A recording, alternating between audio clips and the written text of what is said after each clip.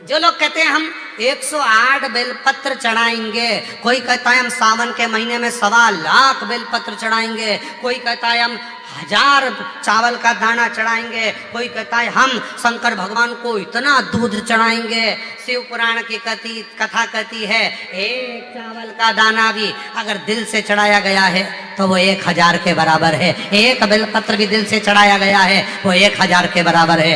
एक फूल की पंखड़ी भी चढ़ाई गई है वो 1000 के बराबर है। और निवेदन है सारे कावड़ यात्रा वालों को, कावड़ियों को, पूरे राष्ट्र में जो कावड़ भरने वाले हैं उनको मेरा करबद्ध हाथ जोड़कर निवेदन है, हरिद्वार जाओ, चाहे काशी जाओ, चाहे तुम्हारा मन हो छिपरा जाओ, चाहे नर्मदा जाओ, चाहे तुम सीवन के तट आओ, पर निवेदन है कावड़ यात्री 100 किलो जल, 151 किलो की कावड़, 50 किलो की कावड़, 21 किलो की कावड़, ये आडंबर, ये दिखावा मत करो। शिव जी को तो एक छोटा सा लोटे का जल भी चढ़ाओगे तो स्वीकार कर।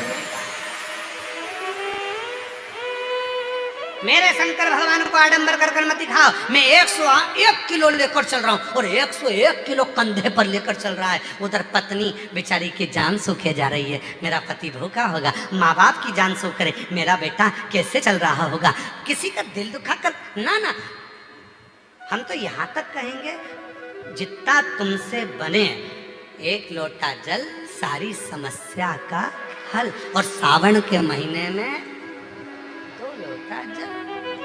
हमने कई माताओं को देखा, हमारे वो सीहोर की एक माता जी हैं, हमारे वो सुनील माथुर की उनकी मम्मा, उनकी माता जी 1 महीने कावड़ चढ़ाती है, पूरा 1 महीने रोज उनके मोहल्ले की कम से कम 20 से 22 माताएं आती हैं, सवेरे 4 बजे इंदौर नाके से निकलती हैं, रोज सीवन माँ का जल शिव जी को पैदल चढ़कर आएंगी, चढ़ाएंगी, फिर गाड़ी में बैठकर ऑटो से घर चले। प्रतिदिन 1 महीने तक की कावड़ चढ़, दिखावा नहीं।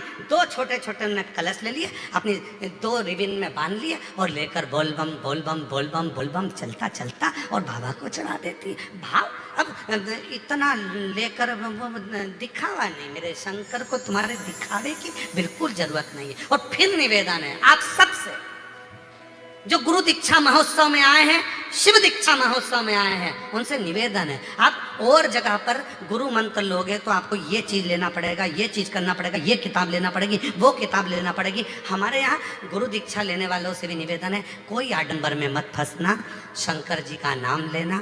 गुरु दीक्षा ली, मंत्र लिया, शिव का नाम लिया और बस जब फुर्सत हो तुम्हें लगे कि तुम्हारे बाप की तुमको जरूरत है, तब उस समय उस देव अधिदेव महादेव को पुकारना प्रारंभ करना। शिव तुम्हारे पास, शिव तुम्हारे, कोई आडंबर नहीं करना, कोई दिखा। गुरु वो नहीं जो बाजार में मिल जाए, गुरु वो नहीं जो कहीं मार्केट में मिल जाए, पर गुरु वो जरूर है जो खुद से ज्यादा शिव पर भरोसा करना सिखा दे, वो गुरु। अपने पर भरोसा नहीं, हम पर नहीं करना भरोसा, गुरु से ज्यादा। क्या कहा जब द्रौपदी का चीर खींच रहा था, द्रौपदी का चीर खींचा जा रहा था, द्रौपदी रोती हुई गुरु द्रोणाचार्य के सामने जाती है और गुरु जी से कहती है गुरु जी मैंने तुमसे गुरु मंत्र लिया है, कोई साथ नहीं देगा, कम से कम तुम तो साथ दो। गुरु जी हाथ जोड़कर बोले मैं भी तेरा साथ नहीं दूंगा, मैं भी नहीं दूंगा, पर याद कर मैंने जो तुझे गुरु मंत्र दिया है ना, उस मंत्र को जपना प्रारंभ कर, मैं साथ नहीं दूंगा, मंत्र जप। और द्रौपदी ने जो मंत्र का उच्चारण करना प्रारंभ करा तो द्रौपदी कहती है मैं तो रजस्वला हूं, 3 दिन का मेरा रजो धर्म है, इस समय पर तो मैं भगवान को याद नहीं कर सकती, इस समय पे मैं भगवान की पूजन नहीं कर सकती, इस समय में मंदिर नहीं जा सकती, इस समय में भगवान की शरणागति नहीं ग्रहण कर सकती।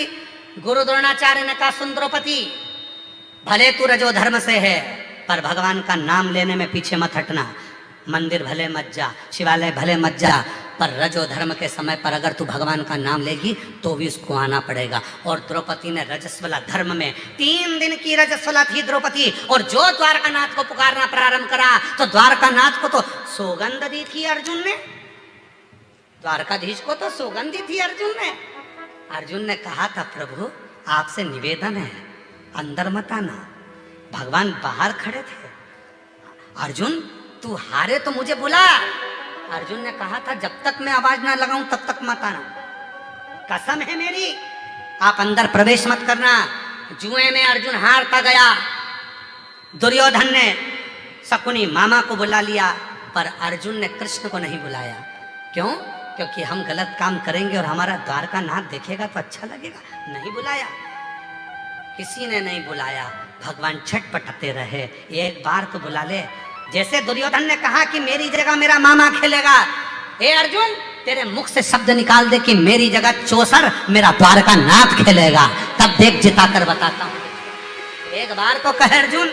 अर्जुन कहते नहीं है। तब द्रौपदी रजो धर्म से थी। द्रौपदी ने गुरु द्रोणाचार्य से कह दिया मेरा रजो धर्म है, मैं क्या भगवान के मंदिर नहीं जा सकती? भगवान गुरु द्रोणाचार्य ने कहा कौन कहता है कि तू मंदिर जा, कौन कहता है कि तू शिवालय जा, तू तो पुकार उस परमात्मा को। और द्रौपदी ने दोनों हाथ ऊपर कर कर जो द्वारका नाथ को पुकारना चालू करा, तो द्वारकाधीश ने ये नहीं देखा कि रजो धर्म से थी, और द्वारकाधीश ने चीर बढ़ाना प्रारंभ कर दिया। जो चीर बढ़ाया तो शासन थक कर नीचे गिर गया, थक कर नीचे गिर गया। वो नहीं देखता। अब कई लोग कह देते, कई लोगों के मन में आता है इस नदी का जल मत चढ़ाओ अशुद्ध है।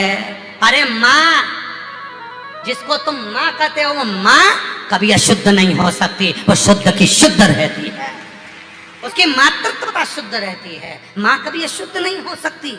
बच्चे की चाहे वो लंगोट धोए, बच्चे को चाहे वो भोजन कराए, पति के चाहे कपड़े धोए, बुजुर्ग के चाहे कपड़े धोए, पर माँ शुद्ध की शुद्ध होती है, माँ में अशुद्धता नहीं होती।